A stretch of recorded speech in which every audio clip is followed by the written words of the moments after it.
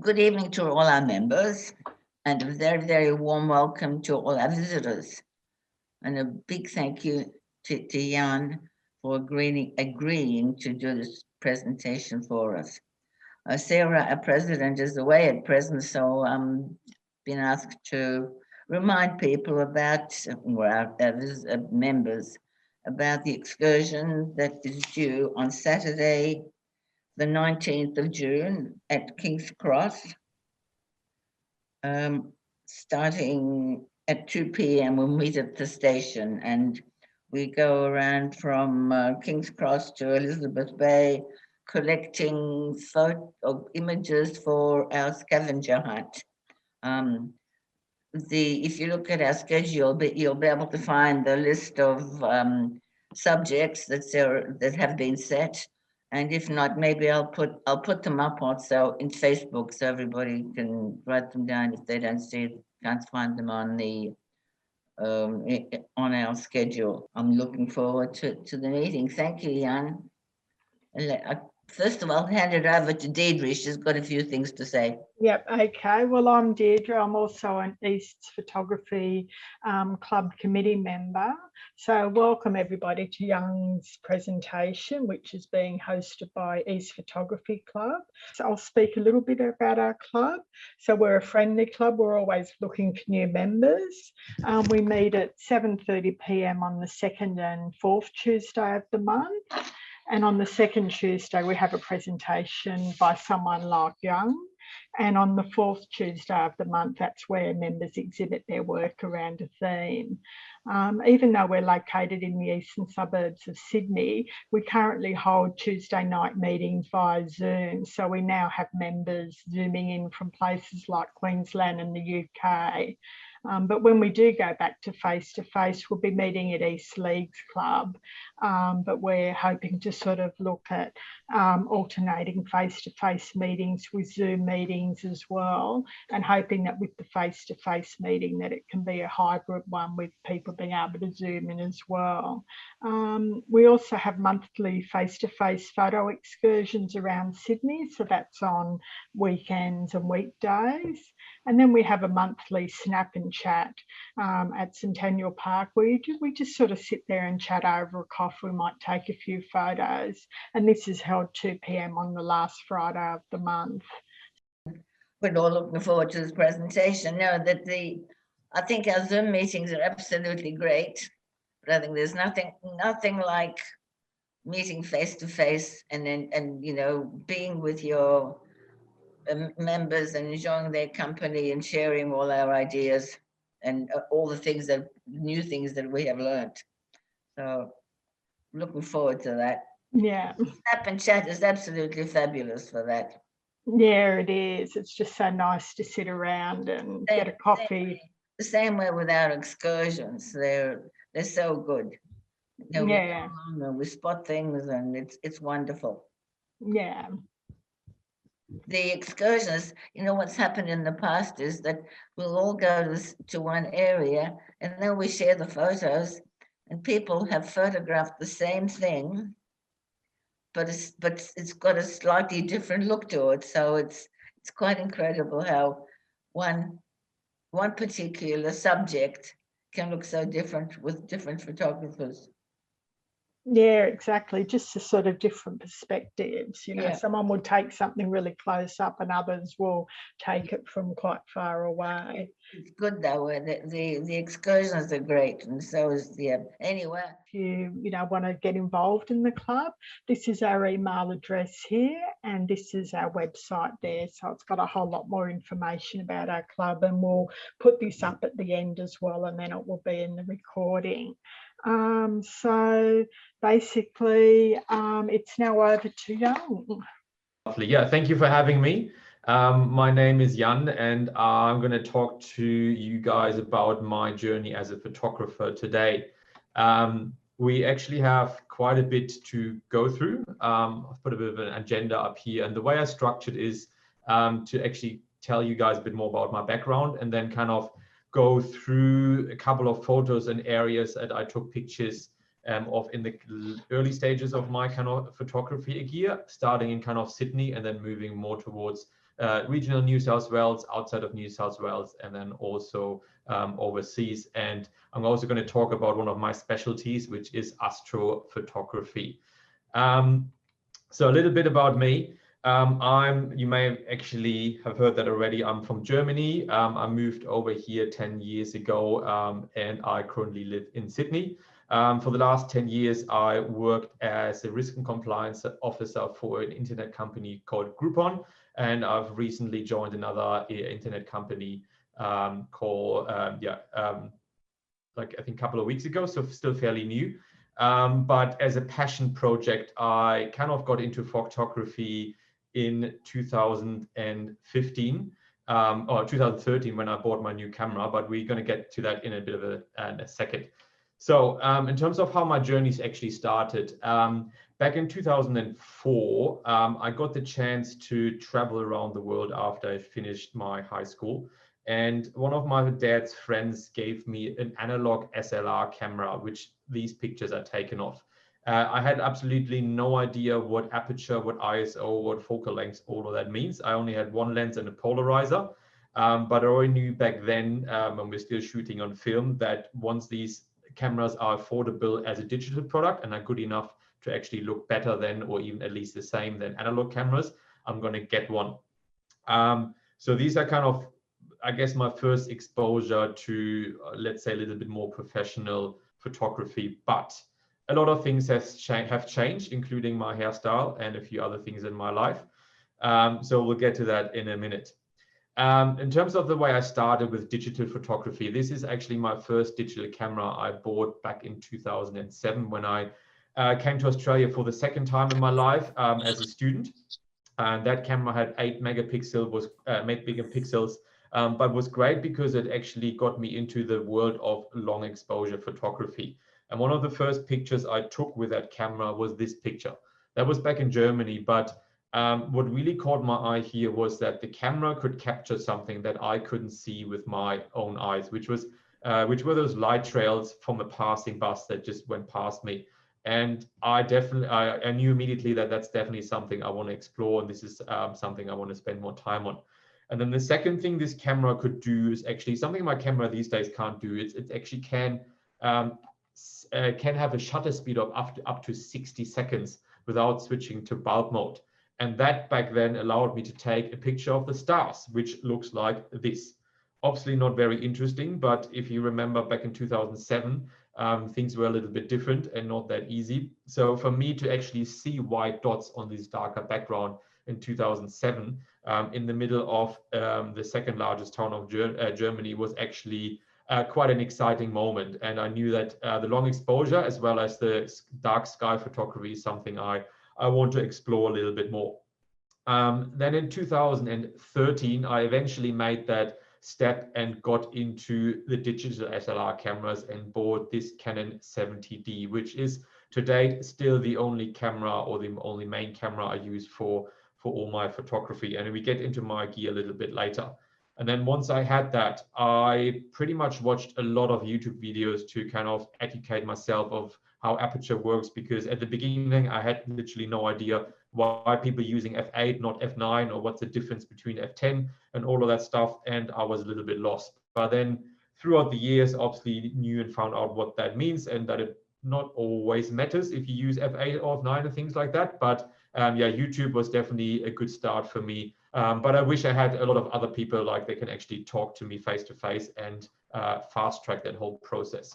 But then after a couple of years of watching and experimenting, pictures looked a lot better, which is kind of this one here, which I put in there because it's a bit of a combination of those light trails that you saw on the very first picture I took with my previous camera, and the stars in the sky all together.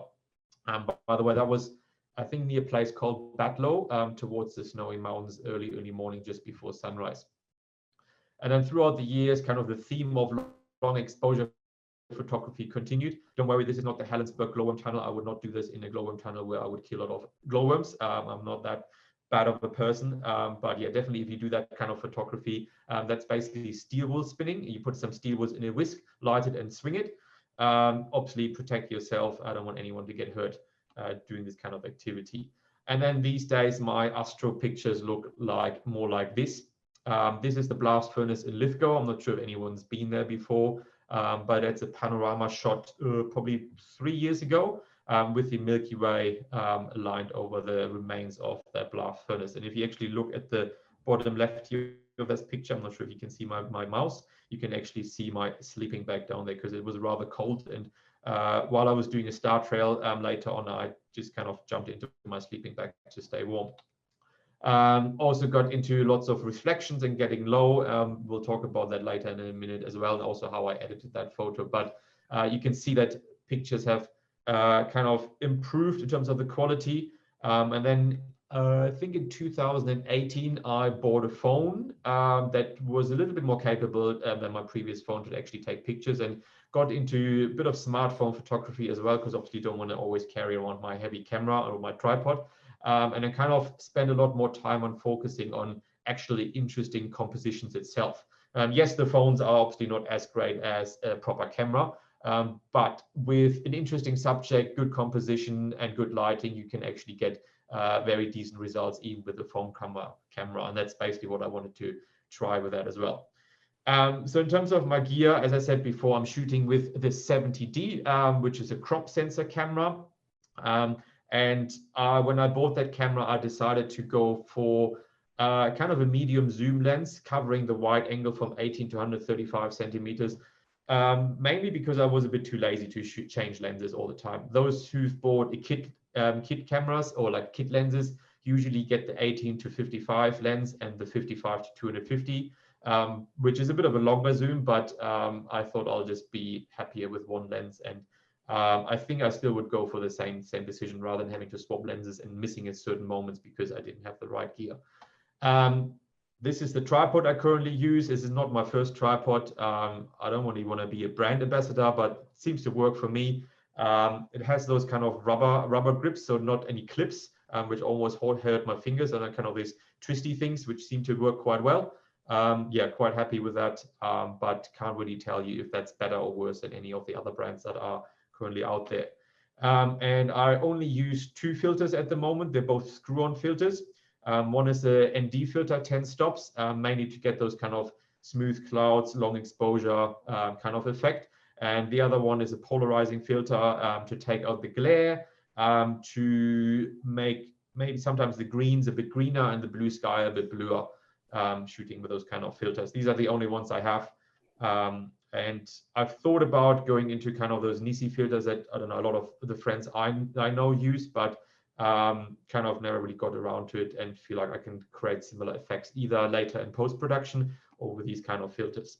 And then for a lot of behind the scenes content, I use a GoPro, and you will see a lot of the footage that I recorded with that little GoPro later on, which was great to have it as a second camera in the background. So that camera can shoot the time lapses, and then with my main camera, I can take the actual photos.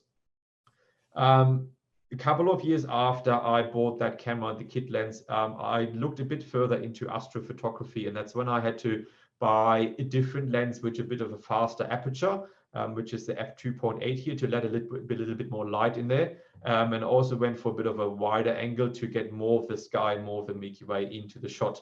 And I used that wide angle lens for pretty much all my astrophotography until recently. I'm not sure if there was something wrong with that lens or if something else happened, but for some reason the stars after a couple of years didn't really look as pinpoint sharp anymore, and it definitely wasn't my shooting skills, because I definitely figured that out after a couple of years of shooting. So then I switched to the Samyang lens, which is unfortunately a zoom lens, but it's still a wide angle lens, and it has an even faster aperture. And yeah, it's twice as expensive. I think this one was about $1,200 versus the Takina was about $500. But yeah, very happy with this one. This one is a manual focus lens, but for night photography, that almost doesn't really matter if it's auto or night, because most cameras can't autofocus in the dark on the stars anyway. So you always have to switch to manually anyway to focus. But that might be a whole different topic. I also have something that's called a lens skirt, which is probably something most of you haven't seen. And I'll show you a bit later what that's actually used for. It's basically a little hoodie that you stick with suction caps to a window when you shoot inside a building, and you stick your camera inside that kind of thing here at the top. And that means any of the light that you get from the inside of the building reflecting off the glass will be cut off, and you can get beautiful pictures from inside the building without any reflections on the glass.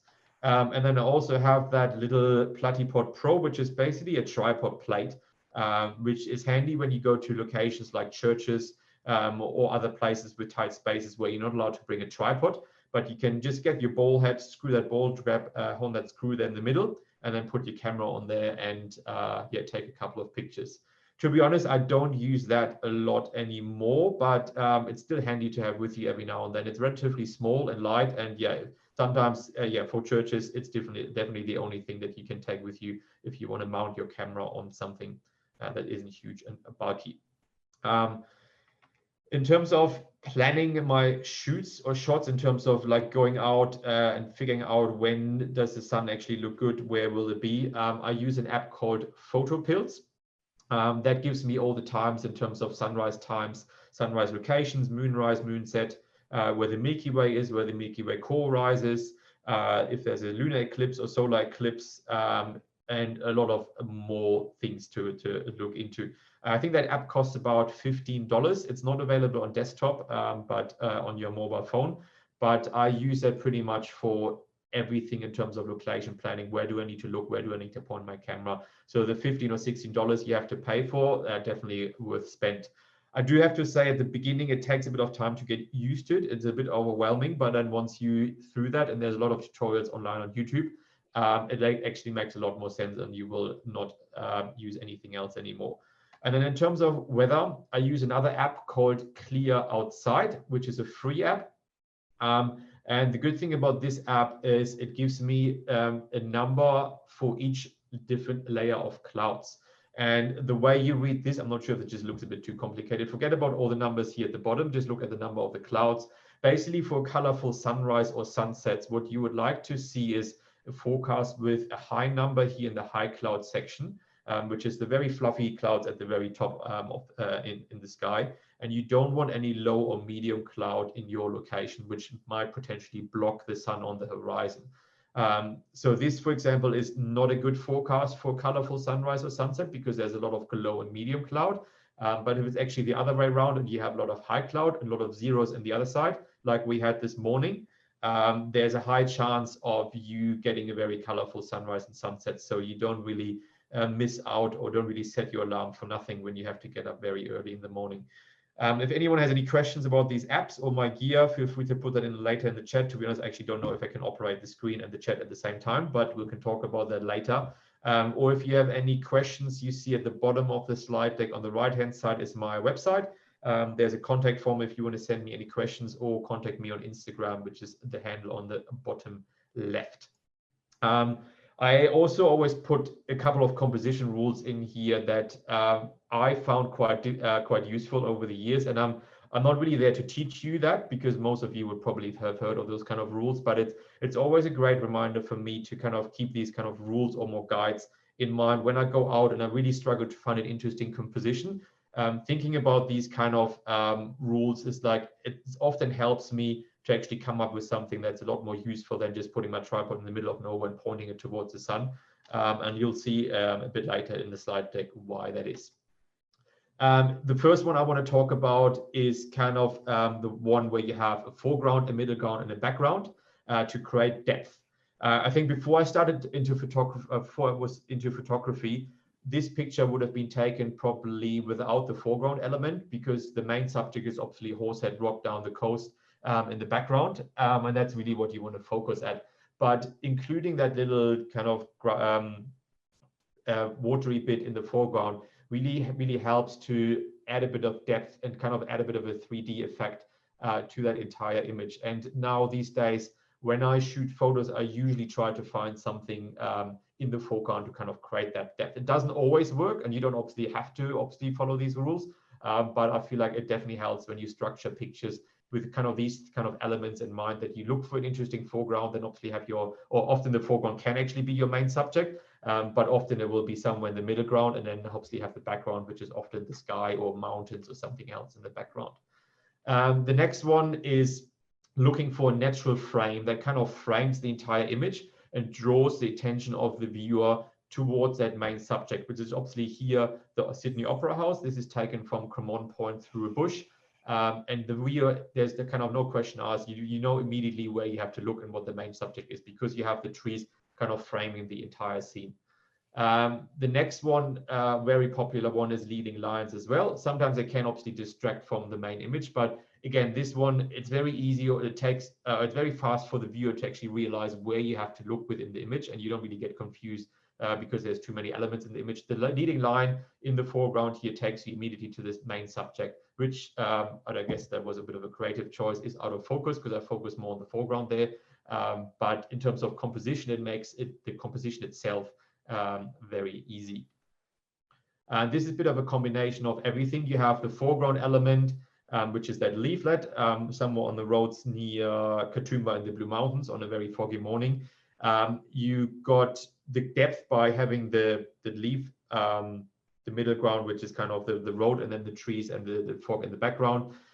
You have the leading line, and then you also have the trees around the whole scene to kind of frame the entire shot.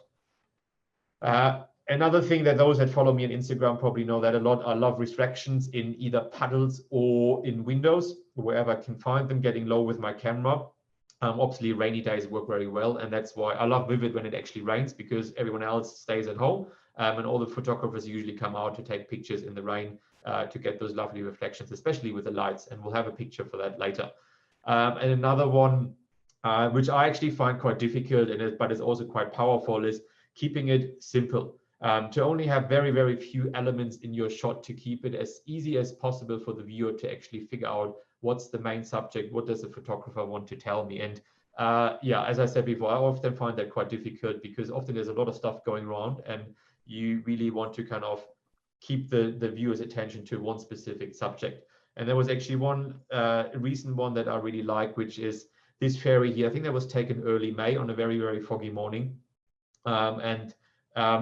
Yes, I kind of don't really have a foreground element in this right at the bottom, but you can probably argue that the ferry is a bit of a foreground element, or maybe the middle element, and then you have a hint of the harbor bridge in the fog in the background. And I guess keeping that simple and kind of having that kind of mystery in there, and maybe also having the ferry come from the left to the right, which is kind of the natural position, or like the natural direction of where most people read, makes this a very pleasing image to view.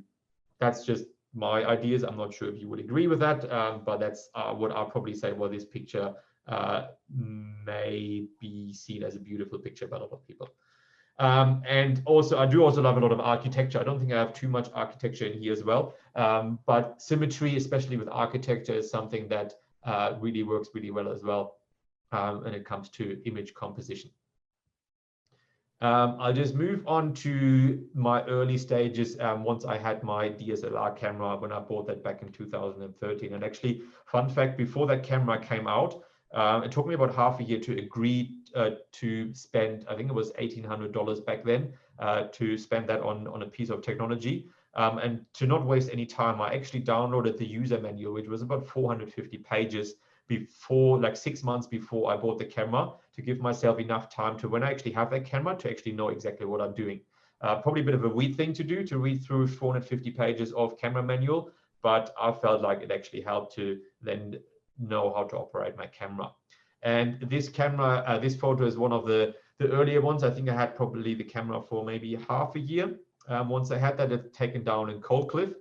And you will basically, you will see later that I do love a bit of color and saturation. So some of you may find these images a bit too saturated, but that was my style back then, and maybe is still today. But the reason why I actually show you this picture is because I also want to show you the original image, which looked a little bit different and also a bit more boring. So what I did here is I cropped into the surfer to have the surfer on the right-hand side. And then also the main thing why that picture probably worked for me is to put the color in there. So there was a lot of, or a little bit of editing and Lightroom involved to kind of use the complementary colors of the orange in the sky and a bit of a bluer foreground in the water. And I actually do have that, I don't think you can see it. I actually printed that on canvas above my bed in my bedroom as a 1.5 meter wide canvas. And yeah, always reminds me of those kind of early days I had with my camera. I also bought this little Volkswagen Kombi, because obviously German, have to buy German things. And this one was actually a bit of a funny one, because that is actually taken right next to a road, which is kind of that white bit here in the background. But getting really low and putting my actually camera into the grass, and then using a very shallow aperture. Although that's next to a road in a very in a residential area in Mossman, it really helped to kind of focus the attention on that little model. And by getting really low, I mean, it doesn't really look like a real car, but I think it really emphasizes the size of the van. And luckily, I had a white wall behind me, so the sunlight coming directly from in front of me actually reflected off the white wall behind me and gave a bit of an extra glow to that little combi. And I just tried a few different things in terms of getting a bit more creative, figuring out how depth of field works in these early stages, trying to do a little bit of different things. And these are kind of the images I kind of got to in the first years. This one was I think the first time I used my 10-stop filter. That's Milford Sound in New Zealand, had a lovely sunrise in winter, freezing cold obviously, but it really helped to kind of smooth out that water. Nowadays, I would probably say, I don't know if I would do that in terms of the water, if I would try to get a bit of more definition in it, but definitely liked it back at that time. Beautiful morning. And also, again, the rocks again in the foreground to add kind of that depth of field by having the foreground, middle ground, and background. Then I got a little bit more into actually editing and kind of incorporating that into my workflow and created this kind of image, which was more just a test of like, what can I actually do with Photoshop? So obviously that's my old phone that I had holding in my hand, but it's obviously not see-through, and that the picture you see there, my camera would never, or my phone would never be able to take a picture that looks exactly like the same that I can take with my camera. So what I actually did is I took one camera on one photo on my tripod of the entire scene. I then took a second picture with me holding my hand in there without moving my tripod, and then cut out the inside of the phone later in Photoshop and made that transparent, so the background from the left image actually show through, and then basically just put a bit more editing in there in Lightroom.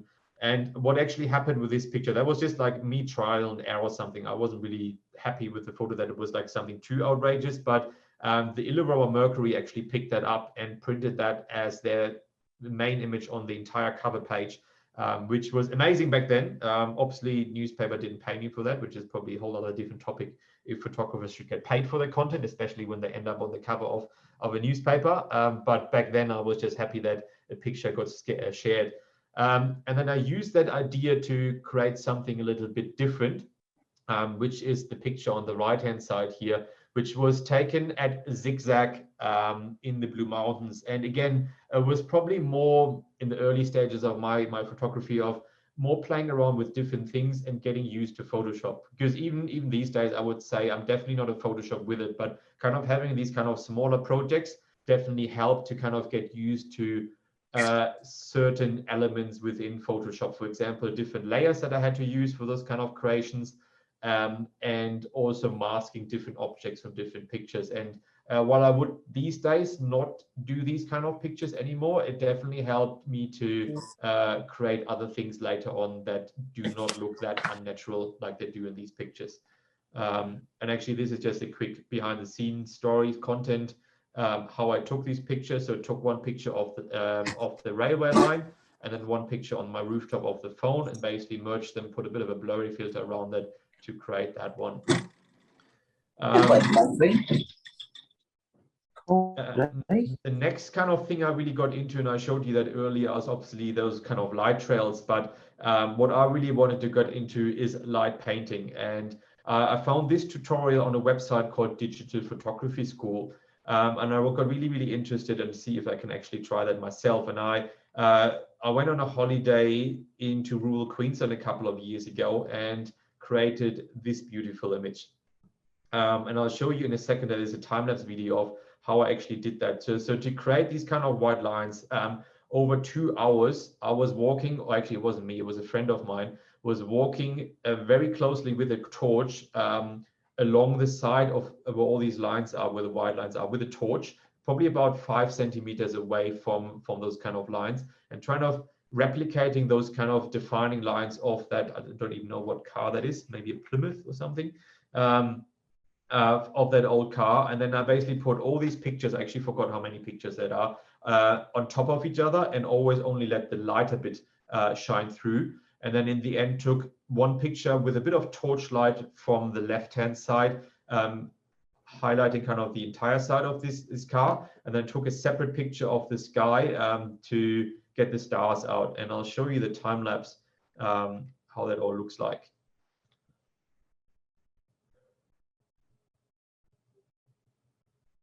And each picture was, yeah, as you can see there, 30 seconds. So it took a bit of time. And each individual picture itself, not very interesting. But then altogether, and you can actually see the shadow here from my camera here, altogether actually quite an interesting thing. Something I actually haven't tried since. I think that was back in 2017, but definitely love playing around with something a little different and actually trying something that I've read online. Staying within Sydney, one of the early things I got into was storm photography, and that was actually one of my first pictures I took from the rooftop in Neutral Bay for where I previously lived. And it was one of the first pictures I took of lightning strikes, which I originally thought it was actually rather difficult. But what I did is I set up a time lapse. So telling the camera to take a picture, 30-second exposure, basically right after each other for about an hour. To be honest, this is actually not one single picture. These are actually, or that image is made up of 5 different images. The one on the top left is kind of a general exposure. And then I captured in the one at the top right, the bottom right and the bottom left, I captured each individual lightning strike. And then the one in the back in the middle is just something I want to add for the foreground, which was like a ferry or some boat kind of going around within that one.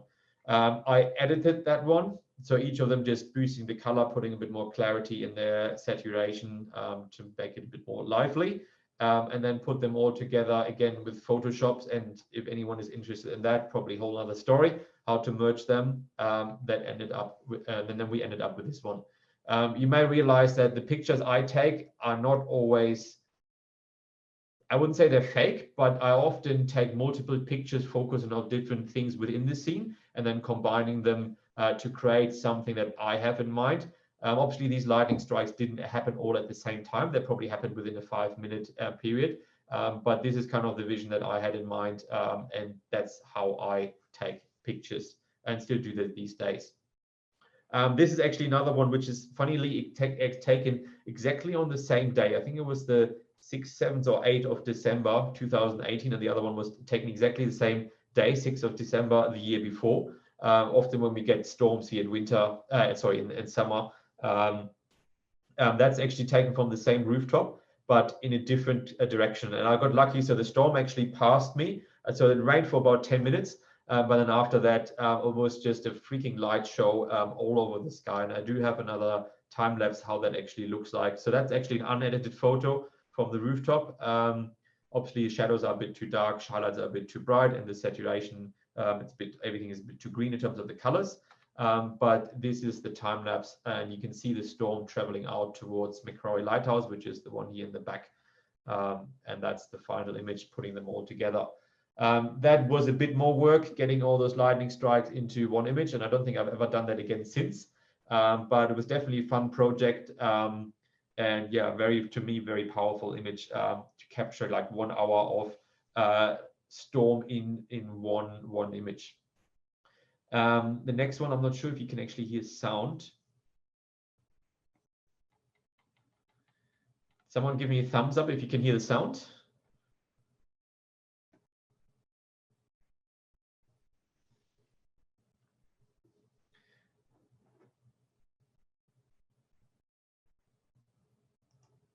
Could anyone hear sound?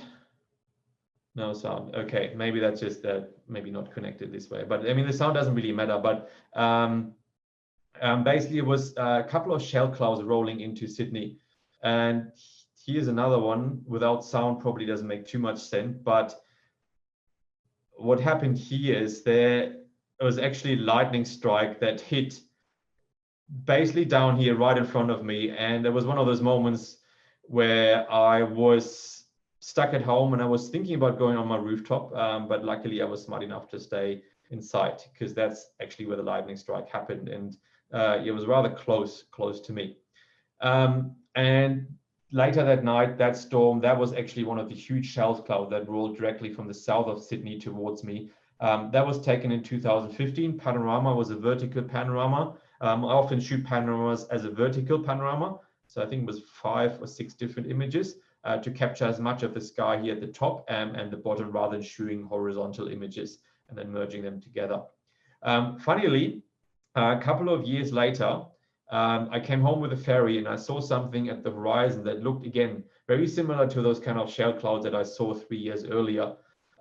So I got quite excited. I ran up to my rooftop, checked the weather app, saw there's this huge rain cloud coming towards me, set up my GoPro, and then actually, once I was set up, I saw the same similar or very similar storm cloud heading my way.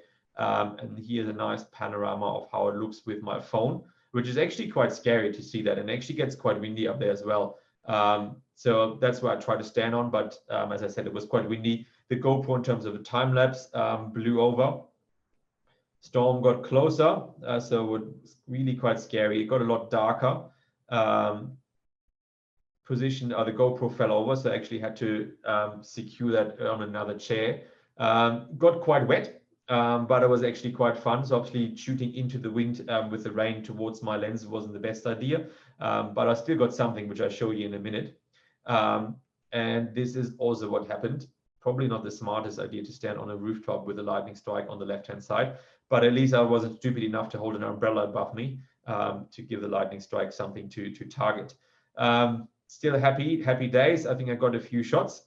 And then what happened actually afterwards is, often when we get interesting storms just before sunset, often those storms roll through and there is often a chance for a very beautiful sunset. And that actually what happened, I think it was 45 minutes later, the entire horizon just blew up with this amazing orange, red, yellowish glow. And it's just actually something I didn't really expect at that time, but it looked absolutely beautiful to see those kind of colors after the storm cloud came through. Obviously got a bit wet. And then here you see the actually comparison, very similar composition, but the comparison between the two shots, one taken in 2015 and one in 2018. And here's the final image, which actually some people say looks a bit like a lips, a bit of like a, obviously without the lipstick, but yeah, mouth opening up above the city. And maybe I can take my headphones out and see how that works in terms of sound. Can you hear the sound now? Yes.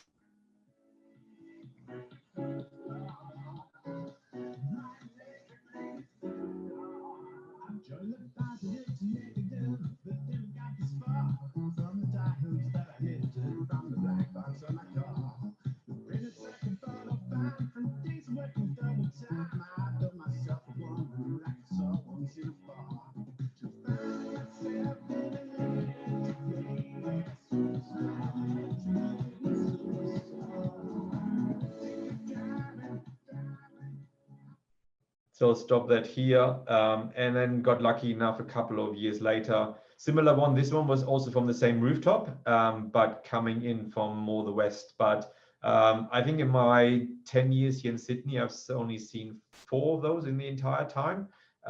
Very rare, but very, very spectacular if you're in the right location for these kind of clouds coming through. And then again, same with this one, couple of minutes or like half an hour later, we had a beautiful sunset. Once that storm rolled over, with the light and the color. I think this one was taken 45 minutes after sunset, and it doesn't happen often that you get this amazing light that late after sunset. But yeah, absolutely beautiful to watch.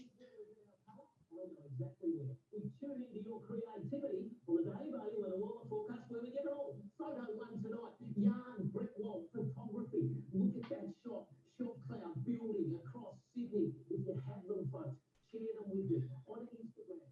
So this one I actually got lucky, and I think that was my first appearance on TV. That happened, I think it was last year, in 2020, and that was with this image, a bit of a different shelf cloud, but also similar concept, panorama, vertical panorama. I think 5 or 6 different images shot from our rooftop, and yeah, it's always a lot of luck involved to be in the right position at the right time to get these kind of things. moving away from storms and moving into sunset photography. Anyone, any idea where this one was taken from?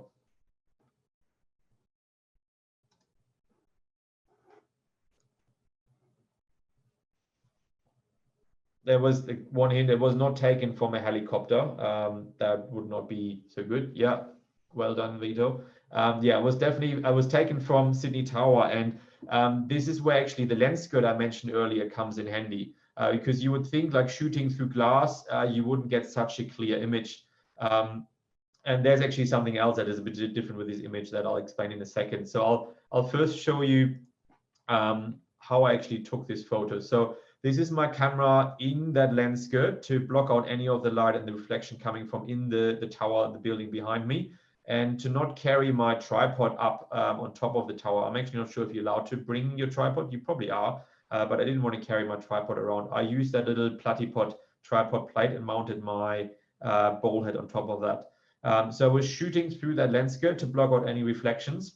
And what I first did, I took one picture just before sunset and edited that one. But what I didn't like is that there's nice color on the horizon, the clouds look lovely, but the city looked a bit boring.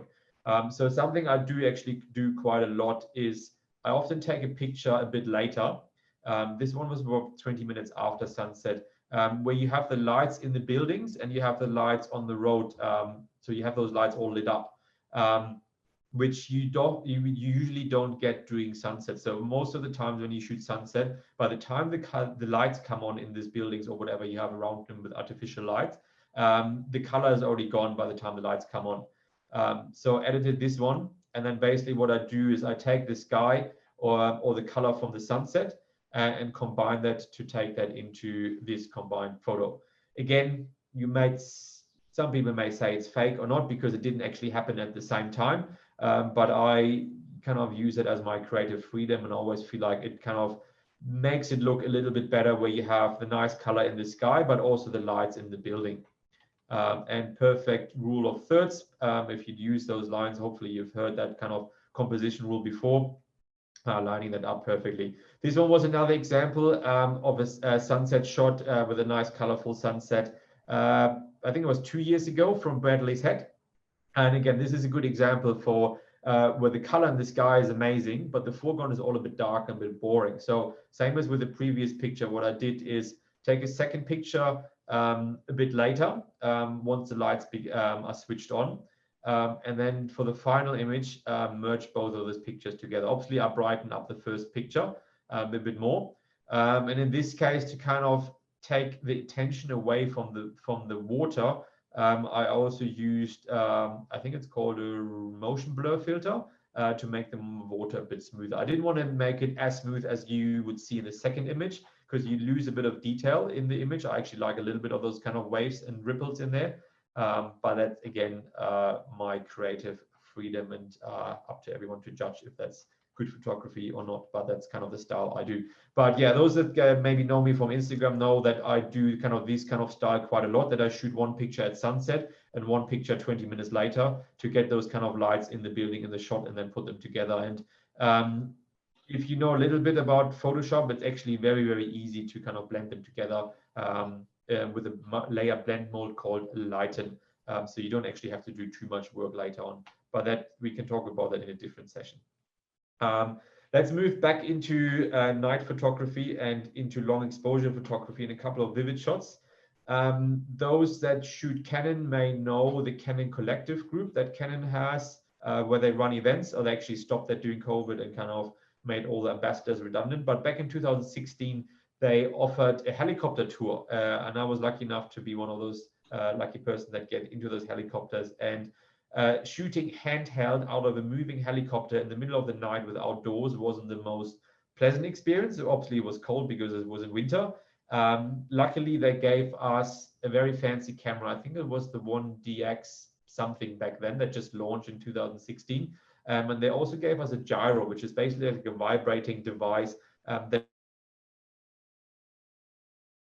counterbalances the vibration of the helicopter in the air, because you can imagine shooting out of a moving helicopter that's vibrating in the middle of the night without a tripod, not a good idea. But that camera shooting at high ISO, having a very fast lens, and having the gyro actually made it possible to shoot these kind of pictures from the sky. And again, it was something that I wanted to shoot that not a lot of other people can shoot doing Vivid. And there's a bit of a theme in terms of me trying to do different things for the Vivid, and we'll get to that in a minute as well.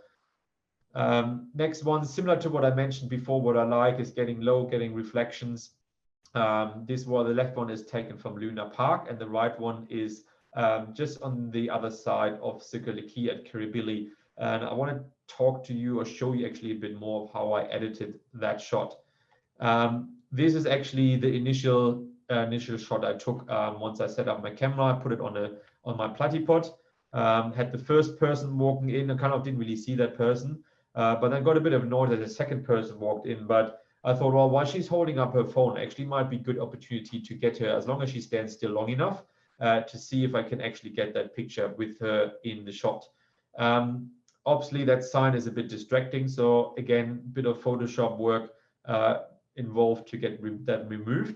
But then actually boosting up the vibrance and everything else in that picture helped to create this beautiful picture, which I actually quite like because it kind of represents of what Vivid is all about, something very colorful. And this is kind of a good example of what I meant earlier with go out when it rains, because that's when you get all those puddles and the lovely reflections, and you don't have too many other people out there. But that was kind of like a thing in terms of, if you look actually at the settings here, it's probably not really a scene you should normally shoot at f8 at a very shallow depth of field. And I probably wouldn't print that as a large print because it probably hasn't the sharpness that you would normally expect from the picture that you print. But having the f2.8 aperture then really helped me to get that very fast shutter speed of 1 second to ensure the person who's standing there with the phone is actually sharp enough and doesn't move, because yeah, a second later she actually took her phone down and walked away. So that shot would have not been possible if I took a 30-second exposure, or I would have had to tell her, hey, can you please stand still for 30 seconds? But probably that would have ruined the whole thing. Here's another thing of what I've started doing Vivid in terms of getting kind of a different angle than most people get. And I hired a room in the Shangri-La Hotel and shot from the Shangri-La with a couple of friends. Again, you can see the lens skirt set up there. Started doing sunset, then it gets darker and darker, and then the lights come on, because from there you get a beautiful view. And let me get to the next one. Out the window. I actually had that first week or the first night I shot, I actually had 4 different cameras. I shot over 3.5 gigabyte worth of photos, or actually this one was, there's a lot more. This photo alone was actually a combination of 21 raw files. For this one, I actually borrowed a 5D from Canon to try this shot, which is, yeah, as I said before, 21 images all lined up together to get this beautiful view through the windows. Again, the lens skirt helped massively to cut out any reflections or any lights from inside the room. Obviously, we kept the room dark to really create this. And then I went back there every single year. I think 2 years ago, I created this one, which I got lucky enough, Vivid Sydney, that account actually featured this image as well. And what I actually started doing is to share these rooms with other photographers. We actually get to that in a minute. Funnily, like obviously I stayed there the night as well because I paid for the room. But I also started to do a few silly things like trying to pretend to be a pretty person in a morning robe there, because a lot of other people that stay there and post pictures from that location do these kind of weird stage photos that supposed to look very natural of someone just looking out the window and just, I don't know. I thought I'd make a bit of fun of it, but the Shangri-La Hotel actually picked up on that and put my picture on their own account, which was kind of an interesting thing to see. And nothing I really expected them to do, because obviously they run a business, they make money of it, and usually it's a bunch of pretty girls, sometimes with a lot of clothes on, that sit in these windows and trying to hold a glass of champagne or something. But maybe they wanted to show a man as well, and they kind of saw this funny side in that as well. But kind of doing this kind of thing, they actually got talking to me, and I got to meet the managing director and the marketing director from the Shangri-La. We kind of developed a bit of a relationship. And what happened out of me sitting in the window, basically me getting to talk to them, is they invited me to shoot New Year's Eve from their rooftop, which is totally off limits for even the staff working there on New Year's Eve. That was the New Year's Eve when we had the bushfires, so it was not really sure if we can actually, if the fireworks will actually go ahead. So they signed me up to basically provide the official content for them with 2 of my friends. So we got a lot of cameras together, a lot of tripods together. You can imagine shooting fireworks. Anyone who's done that is a very stressful thing because you never know how high the fireworks are, how fast they are, if the smoke is moving in your direction, if it's all getting ruined or not. And they obviously wanted the pictures because they got me up there. So I had to deliver, which was quite stressful. They wanted a picture, a vertical shot and the horizontal shot of the bridge, of the opera house, an overall scene and a video of that. So doing all of that with one camera obviously wouldn't be possible. So I got my friends together and we all chipped in together and got a lot of gear together. But luckily I know a few people that helped out, so I was very grateful for that. And in the end ended up with that photo, which they absolutely loved from up there. Again, I do have to admit, this is not a single shot. Probably each of the fireworks you see there is one separate shot, and I blended them together. And also I took one shot of the entire scene, probably a couple of minutes before the fireworks went off, to not have any smoke in there at all. And often the fireworks, because they're so much brighter than the rest of the scene, you would normally underexpose your shot as well. So the highlights in the fireworks don't blow out, and the rest of the scene would usually be too dark. So that's why I think it's probably 5 or 6 different images. But yeah, absolutely stoked with this one that I got the opportunity to shoot from up there, which I'll probably never have again for New Year's Eve. And that actually delivered that as well, because it was definitely a very stressful experience getting all the cameras ready, getting them all set up. And obviously I can only operate one camera at a time. So I had to set up a lot of time lapses and then get the settings right. I was practicing for the 9 o'clock firework to see how that works. So yeah, but absolutely stoked with that. And what happens this year is I got 2 rooms again for Vivid. And I'm actually opening up those rooms for other photographers as well. So if anyone is interested to shoot Vivid from those rooms as well, I've booked 2 nights, which are the opening nights this year for Vivid. I have room for 8 photographers for each session, and I have 2 sessions. One session is from 4 p.m. till 8 p.m. to get the sunset, which at that time is about, I think, 20 past 5. And then from 6 p.m. to 8 p.m. you can actually shoot 2 hours of the Vivid lights. Or you go for the second session, which is from 8:15 to when the lights switch off at 8 p.m. Yeah, feel free to either scan that code with your phone or also go to my website. The link here is at the bottom, is my name, janbreckwoldt.com. And if you go to store here at the top and then go to workshops, you see this Vivid workshops. So I still have a couple of spots available. I haven't really put that on Instagram yet, so you're kind of the first people that see this kind of stuff.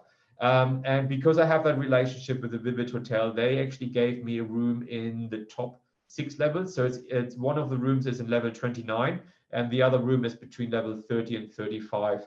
So we definitely get a good vantage point up there. And if you go on my website and click through all the other images, you see more of the behind the scene content. And also the links here on the website. So if you want to scan this with your phone, you get directly to that page. Or if you want to just look at that later, just find me on Google or on Instagram and click on my website. And then you can go through that as well. But let's actually get away from Sydney and look into a couple of other things I've done in the early years of my photography career, which was sleeping in the back of my car a lot. So I actually have a Volkswagen Golf, again, German, have to drive and buy German stuff. But I'm 6'1" or 184 centimeters. So sleeping in the back of my Volkswagen Golf, as you can imagine, is not the most pleasant experience. But because I'm shooting a lot of night photography and sunrise, sunset, I'm a bit of a penny pincher.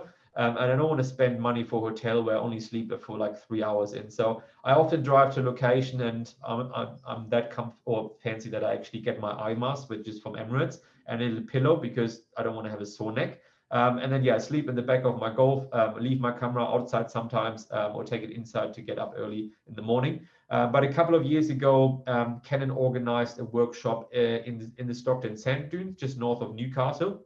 And the first shot was, or one of the shots I've taken on the first event I went there, which is a place called Tin City. I actually don't remember the exact history. If that was a couple of people that after the Second World War came back and didn't really have enough money to rent or buy a house in the city, but basically built their own sheds out in the dunes, or if that was a scene that was built for Mad Max. I don't think that was for Mad Max, but yeah, definitely something worth checking out. I think it's about 10, 20 kilometers in from Anna Bay from the northern end. So you can walk, takes quite a long time, but Canon organized a guided tour towards that, which was interesting because what you can't see in this photo is there's probably 50 photographers all lined up next to me, which totally ruined the scene. But obviously, if you focus directly on that shed, you can kind of cut them all out. But what didn't really happen that morning was getting a really colorful sunrise. There's a bit of pink in the clouds, but it wasn't actually a very pretty one. So I booked another session I think it was the year after, and to come back, and the sky looked absolutely boring. Like, we got out there 30 minutes before sunrise, we all set up, same shed, but there was absolutely no color, and I was not inspired at all. So I was trying to find basically a composition that would work, that would make that interesting regardless of the sky and the weather condition. And as you remember from my composition rules or guides I mentioned earlier, I often look for something interesting in the foreground. So I was running around. There was actually a bit of color in the sky. It wasn't amazing, but at least there was something. And I knew that color wouldn't last long. So I was kind of panicking a little bit to see where I would actually find a decent composition that would look different to what I shot before. So running around, eventually got low, because often getting low kind of gives you a bit of a different perspective. And I tried to put something in the foreground, which is kind of those kind of grassy bit, but it all looked very, very messy, and definitely not something I would put in the category of keeping it simple, what I talked about earlier. Had a bit of a sunburst, but again, I found that picture a bit too messy, just too much going on. Color wasn't great. And yeah, almost, I think the sun was up, and normally I would pack up, but I thought I'll just look around a bit further, and eventually found something that I thought looks actually quite cool, which was this kind of bit of piece of metal or collar bond in the sand. I thought that might be a cool element. So I first put up my camera into the sand, obviously making sure that there's no sand going into the camera itself or in the lens as well. And actually then just next to it, I found something else. And instead of having a picture that would look like this, which is probably the view you have if you stand to it and you stand up, if you actually get low, you change your perspective, and it actually automatically looks different because it's not on eye level. I actually found something way better, which is this little stick there, and I have a different picture in there, and that's kind of the final image in terms of composition that I was actually happy with. And I talk about the composition in a bit of a second. The only problem was that by the time I found this composition, the color was gone, the sun was already up, and everything was a bit too harsh. The light was already up there, and yeah, there's too much contrast between the darks and the brighter parts. So I had to do a bit of magic in Lightroom and play around with colors, which again is, I guess, my style. Not everyone has to like that, but that's how I try to make photos work. So played around with a few sliders, probably the usual Lightroom editing flow I do, opening up the shadows, turning down the highlights and adding a bit more color to it. But then I played around with a lot of filters in Lightroom to really draw the viewer's attention to the parts that actually light. So you can see here that I made the kind of everything that's around that stick and around that shed a lot darker, because that's not interesting at all. I don't want the viewer to focus on these kind of things. And then I brighten up the things that are actually interesting enough for the viewer to look at. Put more circles around there, brighten up that shed in the background, because naturally a viewer's eyes usually goes to the brightest part in the image. So you usually want to make sure that whatever's brightest in the image is actually the main subject of your image, or at least something interesting, so it doesn't distract from the main part of the image. And then I just moved a few distractions. That was actually footsteps from people walking through the sand, and that's the final image. Again, the color did not look like this. I showed you the previous one, how it originally looked like that. But in terms of the composition, I really like that composition because actually have this. It's a very simple composition. There's only mainly two elements that stick in the foreground and the shed in the background. So it makes it very easy for the viewer to kind of understand what to look at, compared to something like this, where it's like there's a lot of grass, a lot of distraction around, way too messy, doesn't really work. The next thing is in terms of composition, it also has the depth by having something in the foreground, then the middle ground, and then the shed in the background or the sky in the background. So it makes it a bit more 3D. And you can even argue that there might be a bit of a leading line in there, a bit of like a zigzag line that kind of, the first thing you see also because it's in focus is that branch in the foreground, and then it kind of guides the viewer to the back of the image towards that shed. And also, I guess, for someone that just scrolls through Instagram, what I spend most of my time on, maybe something that people look a little bit longer because it naturally guides the eye a bit deeper into the actual image. Happy Jan, or happy Jane, however you want to call that. So let's travel a bit further out of Sydney and surroundings and travel further south towards the snowy mountains. I think this trip is from 2017 or 2018. I've seen a similar composition with the sunburst previously, and I got lucky that I got a clear sky. I set my camera to, I think, f14 or f16 to get that nice light. And then if you break the sun, if you find it like an edge where you can break the sun, that actually creates that nice starburst effect. And I was quite happy with that. So the next year I came back, I kind of thought I'll try something different. But because I spend a lot of time on Instagram, these days I shoot a lot of vertical shots, because Instagram, to film more of your screen on your phone, obviously features or vertical shots a lot, or they look a lot better because you film more real estate on the phone. So next thing I started was trying to get a similar composition, but as a vertical shot. Shooting wide angle, not a good thing when you don't have a clean lens. But I found a beautiful composition that looks a little bit similar. I got the shadows as leading lines in there, got the nice starburst effect in here, and it ended up with this image. Probably a bit too yellow for my liking these days, and I did add a bit of warmth to it to really add to the feeling of that image that I wanted to create. The reason why I put that in there is because, again, I wanted to talk to you about a couple of things that worked for me, or where I think why this image works and may look pleasing for some people, which is first, again, the leading lines. And the leading lines also point you to the main subject of the image, which is obviously that sunburst on the right-hand side. Also, having the sunburst on the right-hand side is, again, the natural flow of people reading from left to right. It kind of follows the natural flow and then points the person looking at the image to the main subject. And then the sun itself, being the brightest subject in the entire image, automatically draws attention to it. So I think that's those kind of three elements combined are probably one of the reasons why you would say this is maybe I don't know, an image that's pleasing to watch. And I'm going a bit further into the Blue Mountains. This is actually on the way to Mount Kosciuszko. That's just probably about half an hour from Breckwoldt chairlift. Going up there, anyone who's been there, it's not on the main pass. It's called North Ram's Head. Yeah, I think North Ram's Head. Quite a popular photography location, so not something I can claim credit for. So I knew exactly where I had to go. It was a bit difficult to find, but eventually I got up there. I was there all by myself, which was a bit scary, which was, I think it was Easter a couple of years ago. So it wasn't that warm, but it also wasn't freezing, and luckily we didn't have any snow. But the interesting part with this picture is actually, it's not the sun.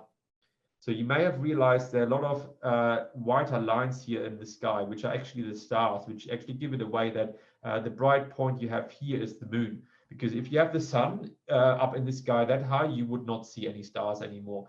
And I'll talk you through of how this one came apart. I did that. So I knew there was a full moon rising by the time I got up there, which was probably, I think it was, yeah, must have been the Easter weekend. Oh yeah, 2018 year. So this is, again, from the app PhotoPills that I used earlier, which kind of gives you a screen that overlays the actual view that you see in real life. And it tells you exactly where the moon is and where the moon will rise, just looking through your phone, pointing it towards the horizon line.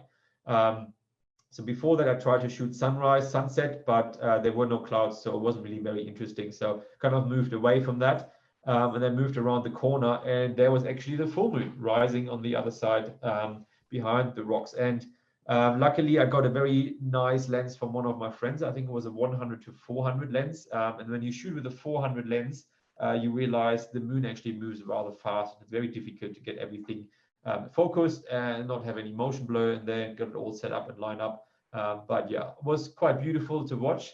And then the foreground became darker and darker, and the moon move quicker up into the sky, changed from orange to white. And by that time, it was already too difficult to shoot. So I moved back to my original position, just waited a bit longer, took a few funny selfies with the moonlight up there.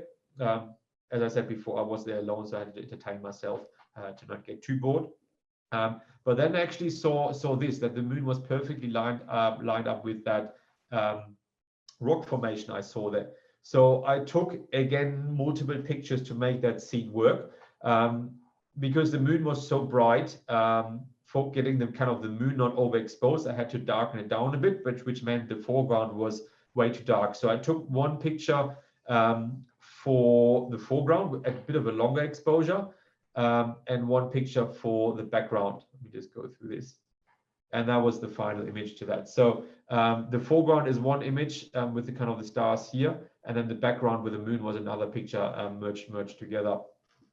So again, something that you may not see that often with the stars and the moon as a moonburst effects, because often you have that with the sun. But yeah, quite happy with that.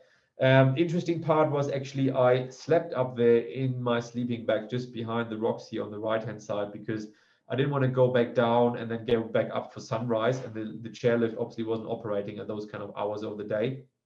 So I had a very windy, cold night up there. But luckily, what happened in the morning when I got up, which was very, very early, there were a few clouds on the horizon. So I got actually quite excited to see if there's anything I can work with better than sunset. I had the moon behind me, which was actually quite interesting. This is now the moon setting behind me, not rising, it's setting behind me. So what that meant is I had this beautiful scene. So I had the sun in front of me and the moonlight from behind me. And the moonlight behind me actually helped to light up the entire scene. So often when you shoot into the sun, you probably know that, similar to what you can see in the middle image here, is that the foreground itself is quite dark. But with the moon behind me, that actually helped to brighten up the foreground a little bit and make that scene a lot more interesting. And that is the final image. Again, maybe these days quite saturated and maybe a bit too colorful, but there was definitely pink and orange in the sky. And yeah, what I really liked here was the moonlight coming from probably a bit to the left of the camera, which almost looks a bit like someone put up like a big soft light box up there. But yeah, normally you don't really get this beautiful light in the foreground, because the light coming from the sun would be way too harsh and the foreground would just be dark, and you would have to either bracket it or take multiple pictures, or maybe put a graduate filter in the sky to really deal with this different light. But yeah, the moonlight behind me really helped to make this picture work. Let's travel around and show you a couple of other pictures. This was me in the Blue Mountains. Actually, something I didn't realize for a lot of years living here is that just right down between probably Bell's Line of Road and Blackheath, you've got these beautiful canyons, which are just right below the lookouts. Very difficult to get into, and obviously a bit dangerous if you don't have the equipment and don't have the guides. But it's absolutely amazing down there, and yeah, very beautiful to walk through. But definitely recommend doing a guided tour. Obviously, you have to dress up in a wetsuit. You may even have to swim, so it's definitely cold. Wouldn't recommend it for everyone, but yeah, very beautiful down there. Another beautiful location is up near Pukolben or Singleton in the Hunter Valley, which is a place called Little Paddock Chapel, which I think I also found through Instagram with a couple of other people, and we went up there. We were actually supposed to shoot Astro there, the Milky Way, and the forecast was actually clear. We arrived a bit earlier, and there's a huge storm rolling through, but then just after the storm, we had an amazing sunset come up, and yeah, that's where I shot this picture, which was shot with a 10-stop filter to make really those fluffy, stretchy clouds there. It was about a 2-minute exposure, and yeah, I got really lucky with the colors there. We talked about this one earlier, again, not in the Glowworm channel, and please, if you try this at home, please be careful and don't hurt yourself. And obviously canola season, I think it's probably between August and October, very popular. I think there's there's an area called Canola Trail, which is down near Wagga, just north of Wagga in Juni. I think it's Juni, Tamora, and there's another place. Lots of canola fields around, very beautiful to watch. And yeah, it often then comes down to finding a beautiful composition, which often for me is this lone tree in the middle of the field to keep it as simple as possible. I think also why this one worked again is having the contrast between the complementary colors the blue sky, again with the polarizer filter, made a bit bluer than it would normally look, and then having that nice yellow field in the foreground, and that one simple tree. Again, simple composition, but I think it's very powerful. You could probably argue if it's smart to put the tree right dead in the center. If you talk about rules of third, you might want to push it to the right or not. But in terms of rules of third, you can probably see that I have 2/3 of sky at the top and 1/3 at the bottom. So at least I follow that guide. And then I guess maybe I went for a bit more symmetry, putting the tree right in the center. But that's always personal preferences. And those kind of guidelines I mentioned, or rules I mentioned before, they're not really there to be followed every single time, but obviously a guide to help you to kind of create a bit of a better composition. And then what I always do there when I'm out in the country, in rural New South Wales, is look up into the night sky and see that beautiful Milky Way setting. And what's actually quite interesting here is that was probably like an hour after sunset, which is why you have still a bit of a nice glow on the horizon from the sun, behind the horizon line. I think that was a 2 or 3 picture panel.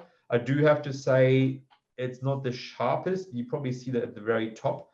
Like here, it looks a bit fuzzy. I will blame that on my old lens, but still happy to kind of see that Milky Way out there and be able to photograph it out in the clear sky. And I do have a whole other section about that in a sec, which we look into now. Just show you a time lapse from a couple of locations.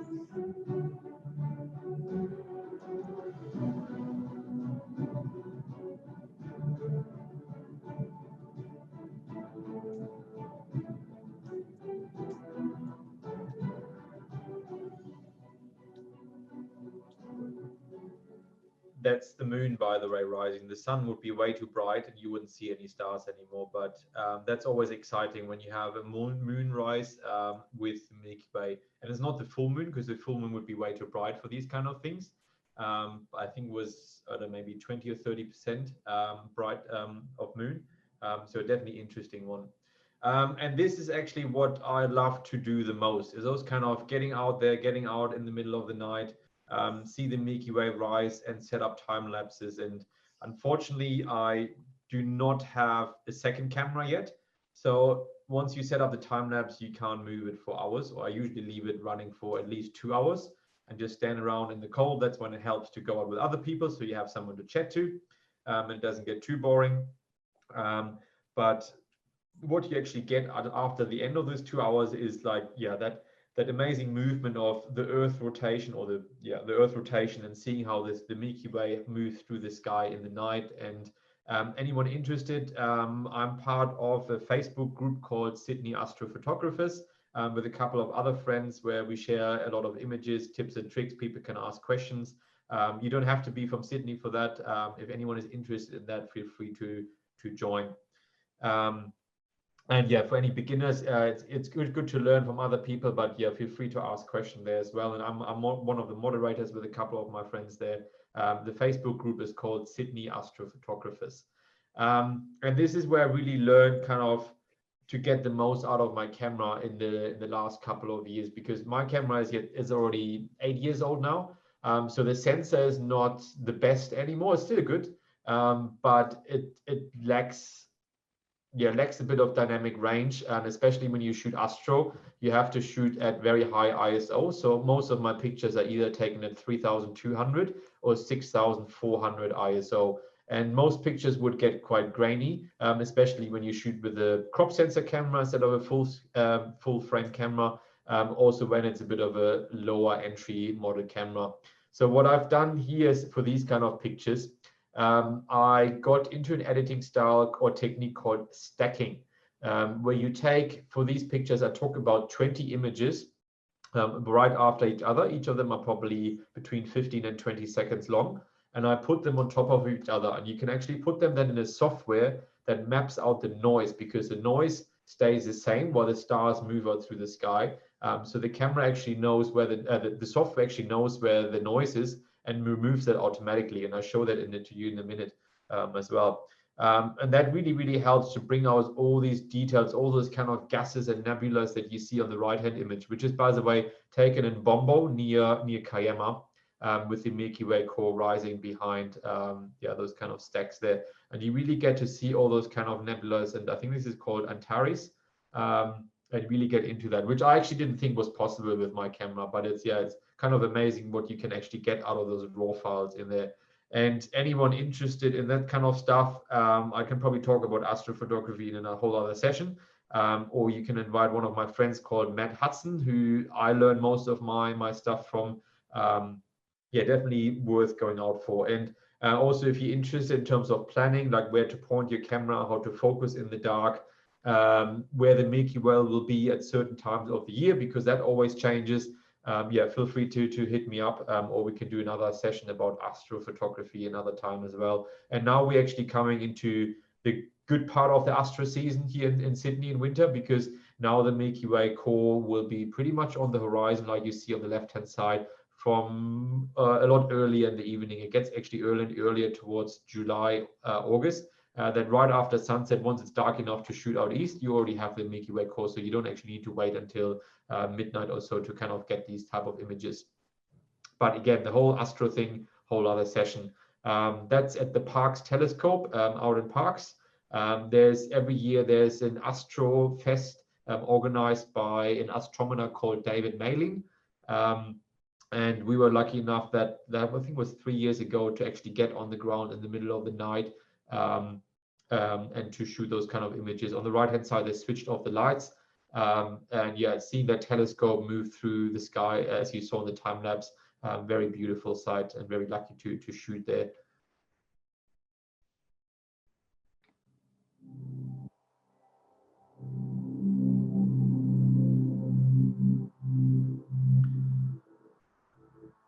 This is actually a bit of another technique I got into, which is called star trail photography, which works similar to time-lapse photography. You set up your camera, let it shoot for a couple of hours, and then you capture basically the Earth rotation. And what I've done here is I pointed my camera directly south towards the south celestial pole.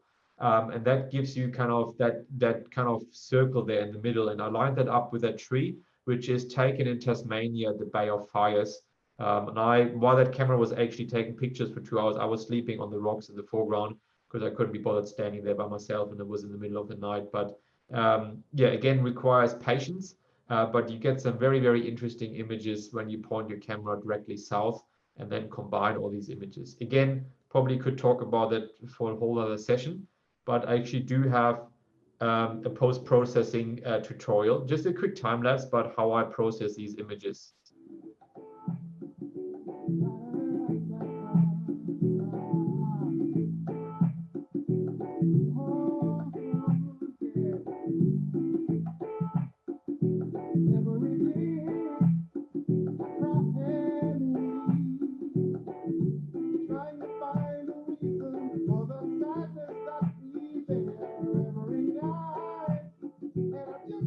So what I'm doing here is I'm blending in the light from the lighthouse at the top, because it's obviously way too bright if you shoot that at astro settings. So I shot a separate shot, which is a bit underexposed, but correctly exposed for the lighthouse. I got rid of the planes that were going through the shot. And also there was a couple of other photographers running around at the bottom. You can see the torches there. So that's always a fun fact when you actually go out with other photographers. Yes, it's nice to have the company, but they're also bloody annoying when they get in your shot or have their little camera light there. So that required a bit of additional work in Photoshop.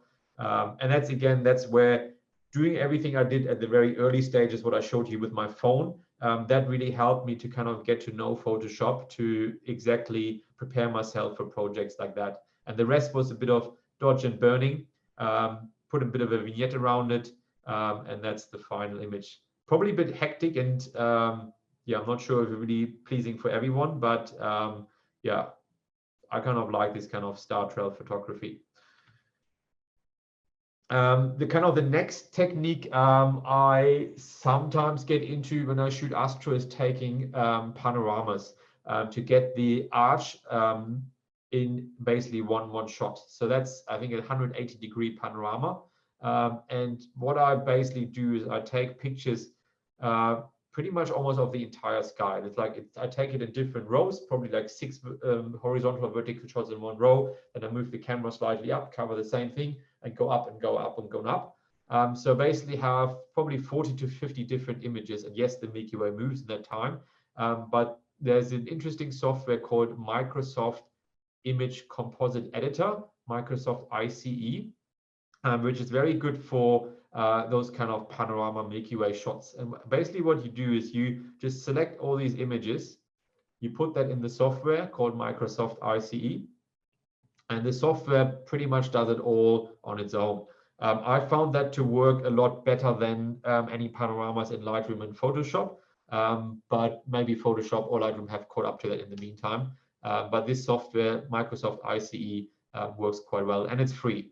To be honest, I don't know if it works on Apple, on Macs, but yeah, for me on my PC, it actually works quite well.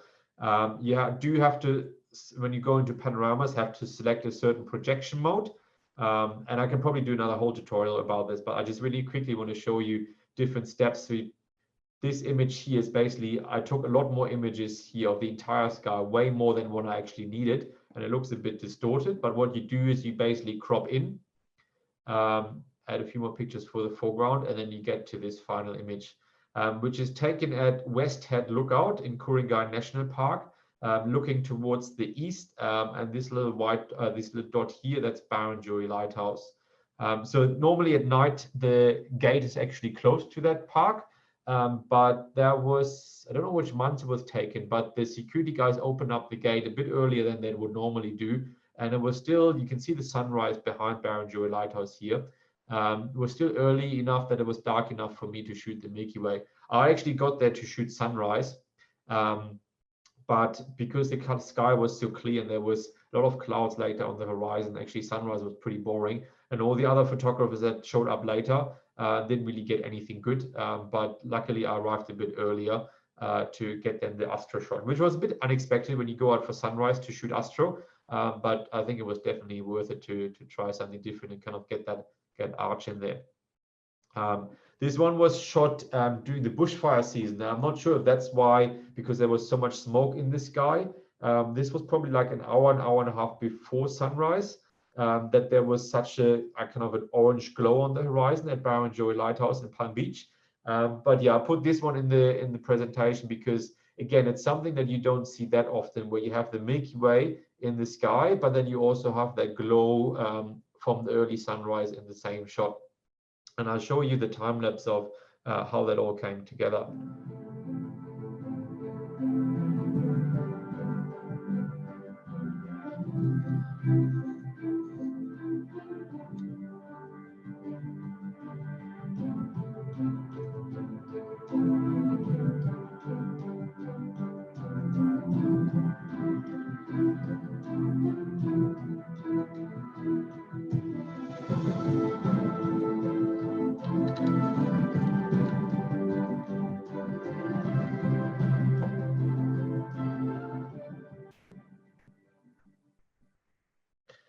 And anyone who's done video before may know that to create 1 second of video, you need to take 30 images. So this was probably a 15-second video. So you can imagine how many pictures you have to take to get a video that looks smooth to the naked eye. And for that, you need about 24 to 30 images per video second. And each picture is probably a 15 seconds exposure. So quite a long time to get that set up. And I mean, the setup is pretty easy. You put it on a time lapse. You have an intervalometer, either inbuilt or the remote control externally attached to your camera.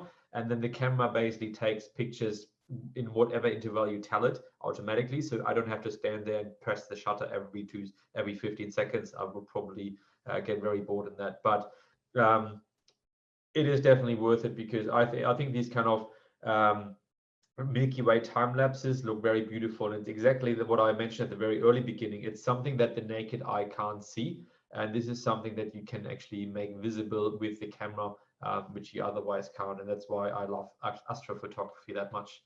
But let's actually get a bit further and actually travel out of New South Wales and go towards Tasmania.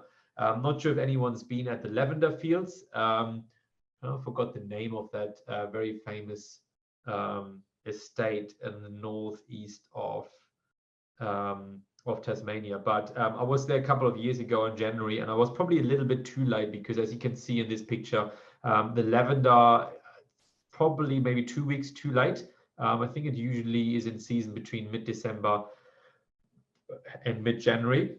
But I thought I'd end up there anyway. It was a very hot day. It was 44 degrees, which is probably for Tasmania very, very hot. And most tourists leave about 5 o'clock when they kind of finish their tours and close the shop. But I knew that the owners of the farm, they're usually pretty lenient in terms of leaving photographers out there in the field. So I hang around until about 8:30 when there was sunset in January. So this looked pretty boring. The entire sky, this entire day, we had this overcast weather, was pretty boring.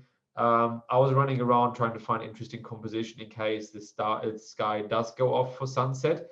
And yeah, I had to sit around in my car in the heat for 4 hours. But I thought, well, while I'm here, I could go back to my hotel and have a sleep, because I was pretty tired, but I'm only here for one night, so I don't want to waste a chance. So I stayed.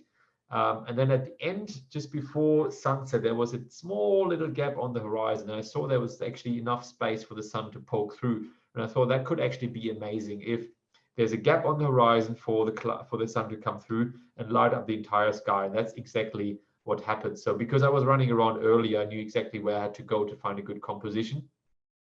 And then the sky absolutely went crazy. And the funny thing is, so this is actually on the right-hand side, no editing involved, because the sky turned orangey or purple. Whatever was left from the lavender actually changed color to that kind of purple glow as well. And that's why I put the back of the camera shot on the right-hand side, because otherwise you probably wouldn't believe me. And that's the time lapse. And really have a look at the sky and how the color in the sky changes.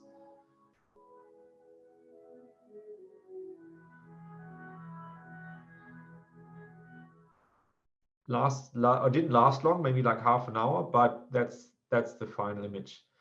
Again, I do have to say I probably added a little bit more saturation, but it definitely, there was a lot of purple there and a lot more than I actually expected. And again, in terms of composition, strong leading lines, you probably see that there's 1/3 sky, 2/3 foreground, and then also having that kind of top view on the lavender itself to kind of create that depth of field as well, kind of the composition I went to. And there was actually one other photographer in the field as well. And those who know me or in person, I'm normally a very shy person. I don't talk to other photographers. I always feel like everyone else takes better pictures than me. But that night, actually, that other guy was quite an outgoing guy. He came up to me and said, hey, that was a beautiful sunset. And what did you get? So we actually got talking. That was in 2018. And now we're best friends. He lives in Ballarat in Victoria, and we often go out on adventures together, do lots of other trips. So definitely would recommend talking to other photographers. You never know what happens later on, and they might become your best friend down the road. So don't be too shy to be out there. I know it's difficult, and I still get intimidated when I see other photographers, but yeah, didn't really expect to meet someone there in the field that I'm still friends with 3-4 years later. But yeah, definitely good experience. The next thing I wanted to do in Tasmania is there's a little steam train between the towns of Strachan and Queenstown. And I love steam trains, always look beautiful. I don't like to be in it, or I mean, I don't mind being in it, but I always find them a lot more interesting to photograph. And obviously it's cheaper as well. So I was looking for a perfect location. I drove around for about an hour next to the train lines to find a composition that where you don't have any sky there, not to blow out any highlights. And I'll show you actually again why I wanted this location. So this one was the first reason, as I said before, was not to have any sky in there. The next one was I wanted kind of a bit of a curve in there so I can see the train from the front, but also from the side as it comes around the corner. And then the last one was that I was looking for something where you can still see a little bit of light to kind of add a bit of interest on it.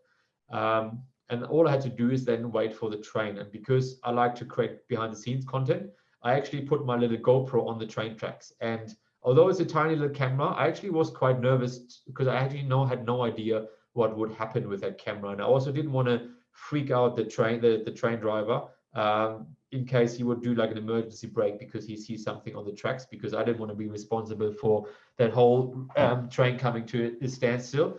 So I tried to cover it up, put some leaves around it, put a rock around it to really hide it. And I was standing next to the track in a red jumper to really draw attention to me and not that little camera on the tracks.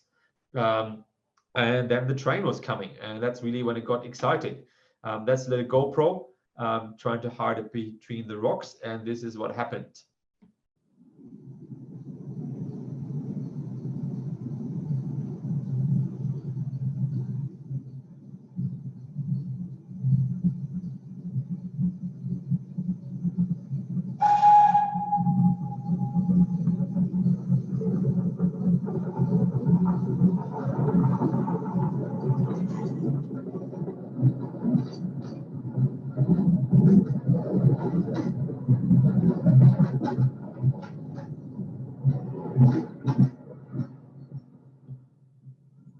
So nothing overly exciting in terms of photos, but I just like to use that little camera to create something that, again, you wouldn't really see with your naked eye. And obviously I wouldn't lay on the train tracks and let a train run over me, but definitely something interesting to see from a bit of a distant perspective.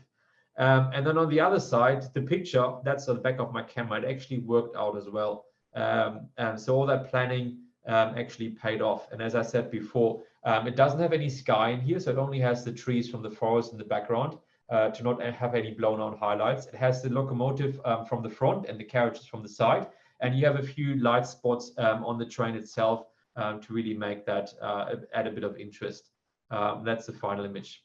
These days, I would probably say it looks a bit too greenish. I'm not sure if I did something wrong with the white balance, but in terms of composition, quite happy how that all turned out.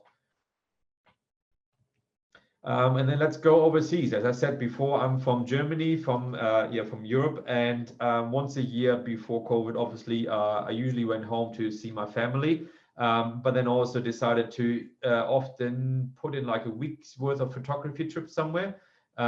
So went to places in the Dolomites, and I can do a whole other presentation about Dolomites if you want me to come back. How I plan my trips there, how I travel around, how I find locations, where I stay, and a few of my quirky little funny adventures.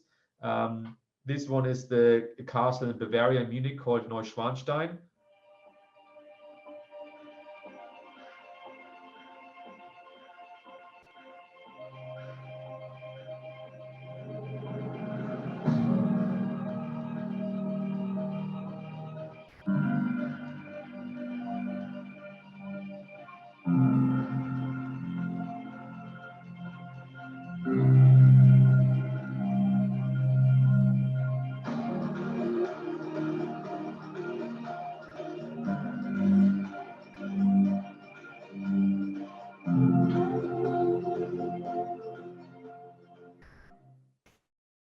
Yeah, absolutely loved it up there. And you can probably imagine, like where I actually parked my car was below the castle. So when I woke up in the morning, everything was just covered in fog. And I had no idea how that would look like, or if there was fog or if there was clouds or not. But I decided, hey, I'm here to take some photos. So I actually walked through the fog up to, I don't know how high that actually was, but behind that castle you saw, and then setting up the little GoPro. That's what the time lapse was recorded on. And then, yeah, I think sat there for 3 to 4 hours and just watched the sunrise and also the waves or the fog flowing around in front of me. That was absolutely amazing. But I also did a few silly things like this one.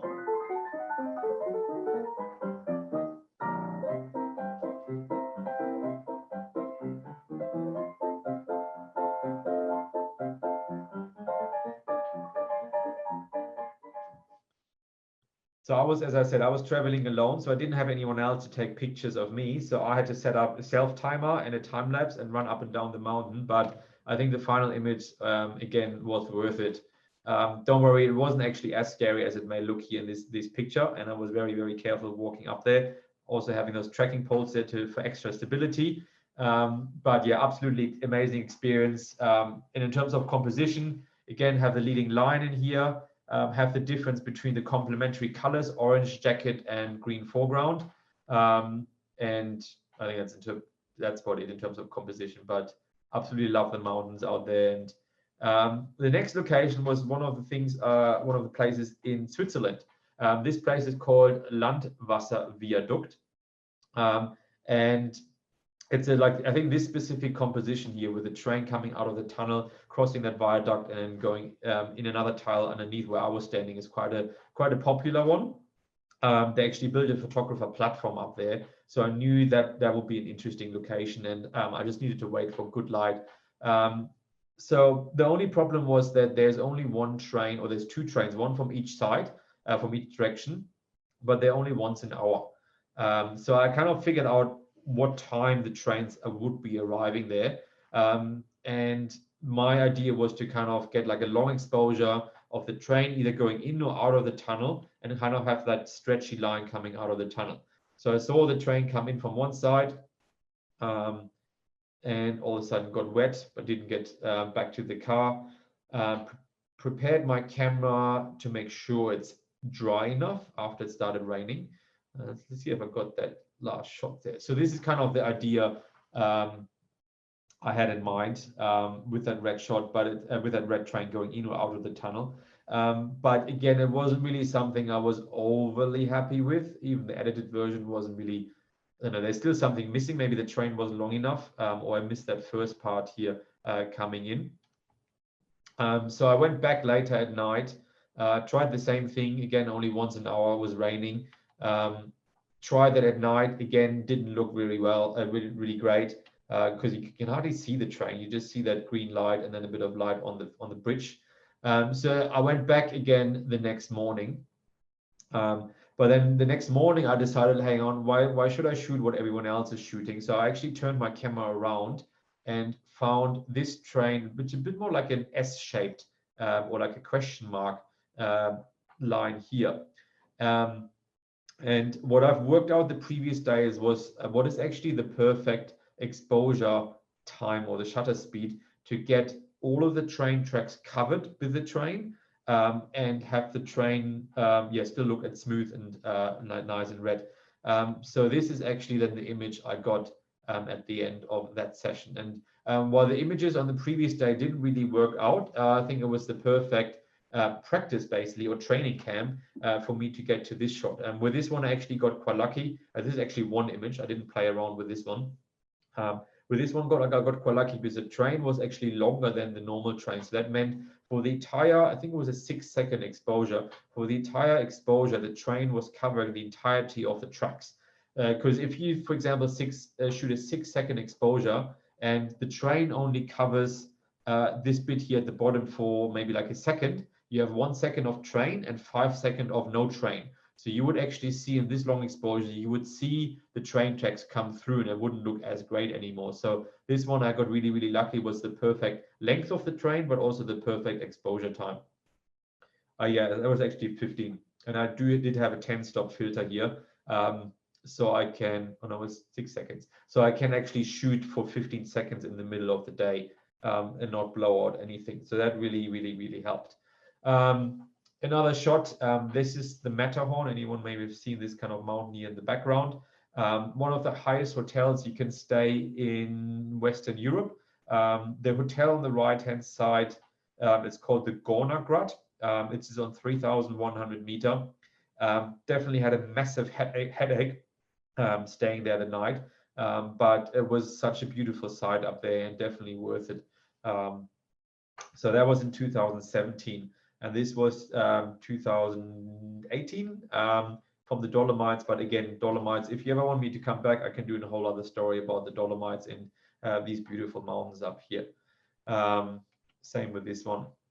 And you can probably see maybe a bit of a journey of where I started with my photography, with very basic things to then being confident enough to go to a bit more like bigger locations, a bit more beautiful scenes, traveling around the world, and really actually understanding how I use my camera to make the most of these kind of scenes.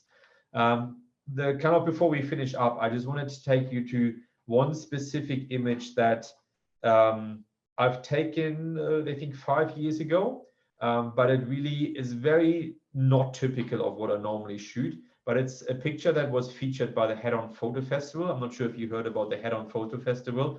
And I got lucky enough to be selected as one of the finalists for the landscape competition. I didn't win anything, but it ended up in the New South Wales Parliament House in the city.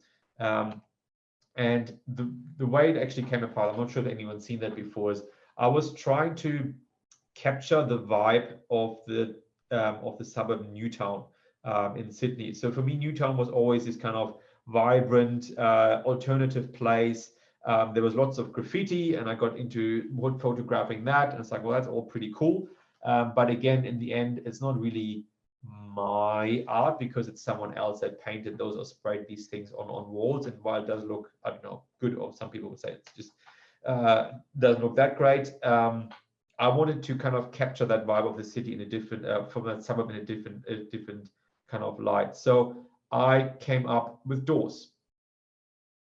So I actually don't really ask me why I came up with doors. I think it's because when I was a child in my mum's bedroom, there was a picture of a collage with a couple of doors in there. So for some reason, I decided, oh, like Newtown looks quite quirky. They have a few red doors in there, and I walked 6 hours through Newtown and Erskineville and sneakily took pictures from the pedestrian from the walkway. I didn't really walk onto anyone's property.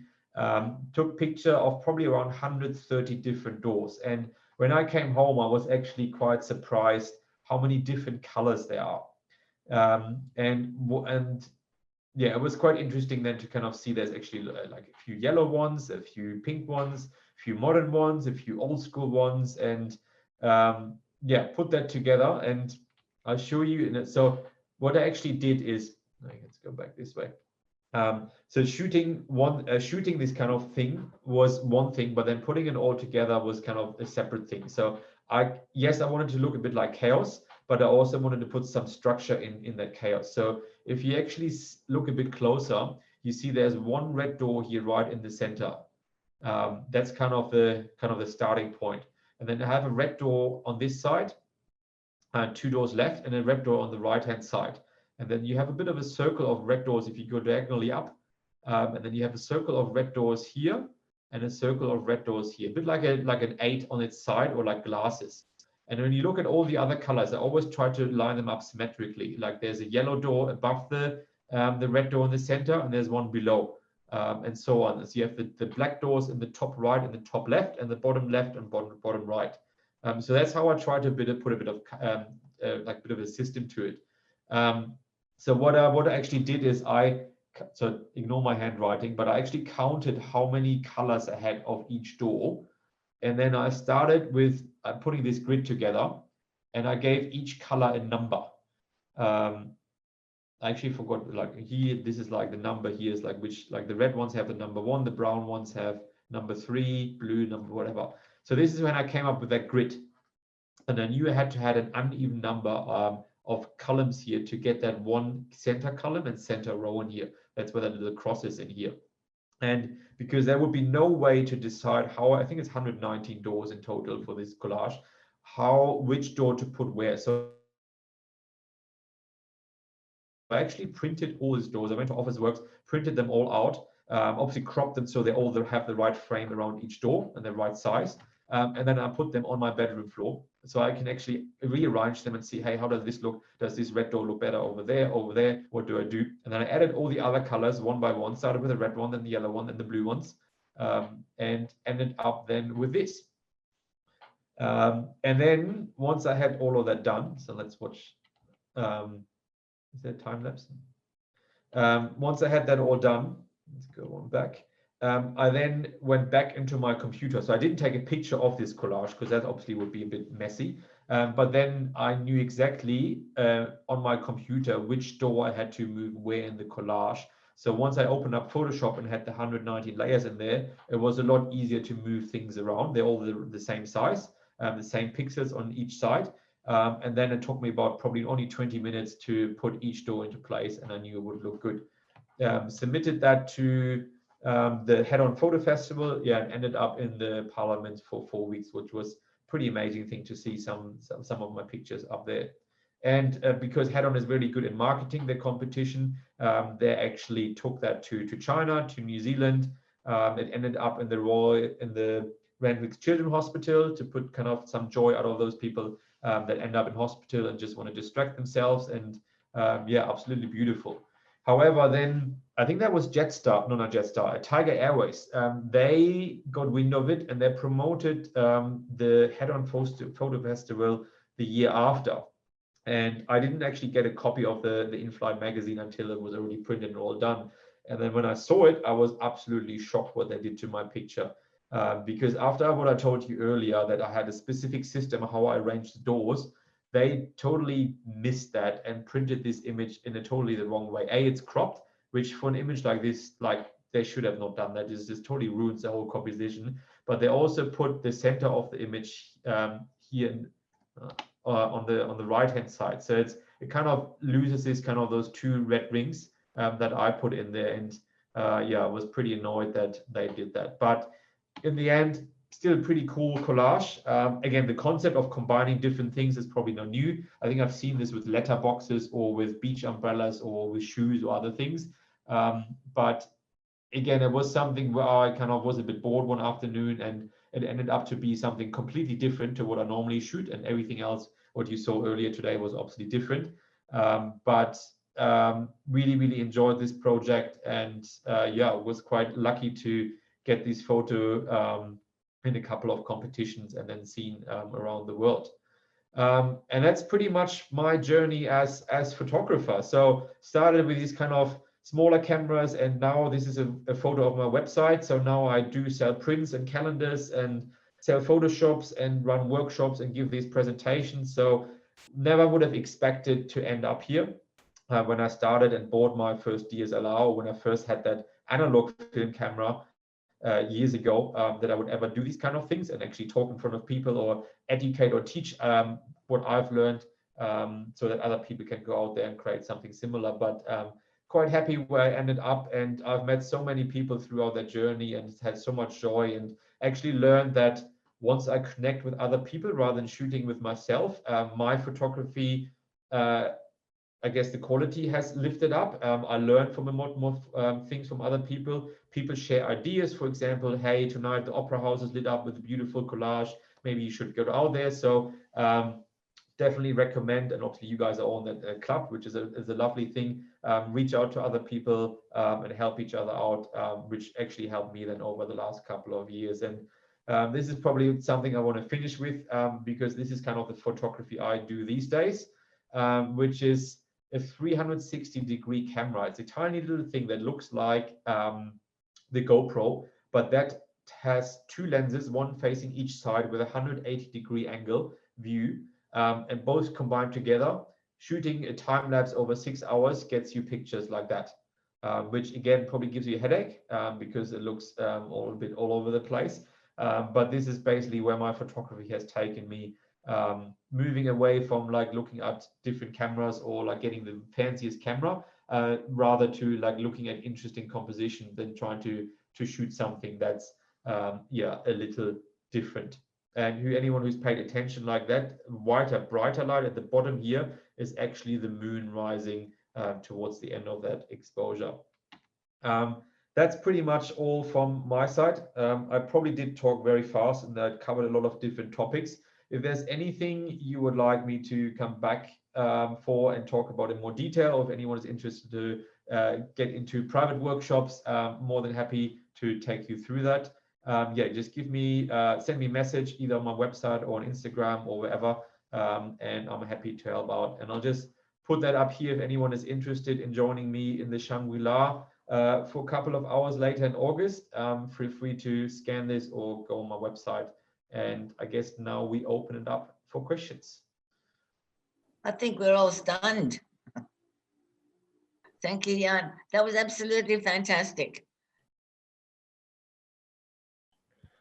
I do have to say that for the last 3.5 years, I was single. So I didn't have a partner. My family lives in Germany. I don't have any kids. So obviously spending nights out there in the cold. Yeah, doing a lot of sunrises and sunsets is not very, in terms of like family, not a very social event. And I don't think I will keep them up for the rest of my life. But I definitely enjoy that. And yeah, it's really brightens up my days when I go out and shoot a nice sunrise and forget about everything else that's going around in the world. But I do understand it's not always possible for everyone else to dedicate that time to like stand out there in the dark and the cold to shoot a 2-hour time lapse with the Milky Way. Thank you very much, Jan. That was absolutely great. I think, as I said, we're quite a few of us are nowhere near there. It took a few years to learn all of that. Different styles as well, and it does take a bit of time to get into like certain techniques. I originally wasn't too much into editing, but what some people say, if you edit too much, it's a bit of a, I don't know, you fake it. But I really felt like learning the editing part, learning to become comfortable in Photoshop, then really helped me to kind of visualize the image or the vision I had in mind, rather than just maybe how it really actually looked like in reality. But it really helped me to create, I guess, something beautiful. If it looked exactly like that in real life, I probably don't really care too much about it. But most of the stuff, or pretty much all of the stuff I do, I don't really fake things in a way that I add additional elements that were never there. For example, landscape photography, a lot of people or sometimes add like a flock of birds in the sky. I don't really obviously would do these things, but I would do things like the time blend you saw earlier, those kind of stuff. But I guess that's everyone's personal preference, how much editing they want to do.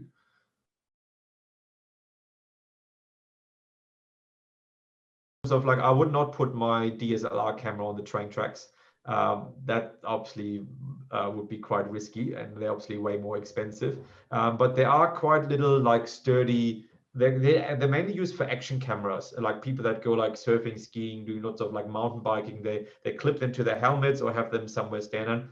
So they're quite sturdy, and yeah, they last through a lot of like different scenarios. And but what I mainly use them for are these kind of time-lapse videos that you saw, because they're very easy to set up.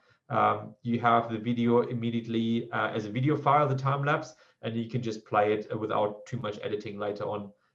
If I take the pictures of the night sky with my camera, I actually have to take individual pictures and then later put that into a video together. That's a lot of, that actually takes a long time. I mean, nowadays, some cameras can actually do that in the camera as well.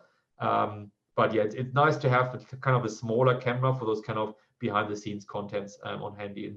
And they bring out new GoPros almost every year that probably costs around $500 or something like that.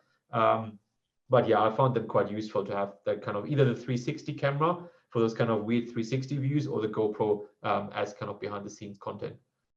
You can take individual photos as well, but keep in mind the GoPros are probably, I don't know, like smaller than my hand. So the image sensor are not that great. So it depends on what you want to do with those photos. It's probably similar to maybe a phone photos. I mean, yes, phones take great photos these days as well. And you have most people have their phones with you all the time. So that's always easier than carrying a bigger camera. So yes, they work as photos as well. And they're actually quite good these days. Obviously, every time they bring out a new model, they improve the software. But keep in mind, it is a bit of a smaller sensor. So they might struggle in certain scenarios, for example, when it's very contrasty, or when you have a nice, beautiful orange sky, but the foreground is quite dark. I probably wouldn't shoot those kind of pictures with a GoPro, but like anything daytime, GoPros are definitely fine for that.